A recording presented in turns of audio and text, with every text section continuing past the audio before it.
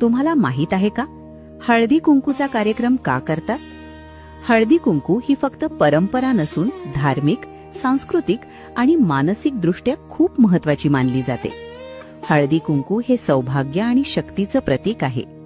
हळद म्हणजे शुद्धता, आरोग्य, सकारात्मक ऊर्जा.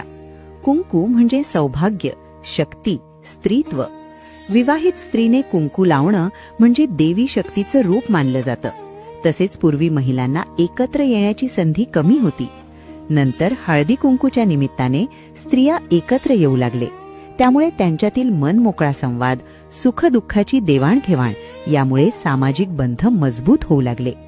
शास्त्रानुसार अनेक सुवासिनींना हळदी कुंकू दिलं की घरात सकारात्मक ऊर्जा, समृद्धी आणि आनंद वाढवते आणि शुभ ऊर्जा घरात येते. हळदी कुंकू, वाण हे फक्त दान नसून स्त्रीचा सन्मान. यातून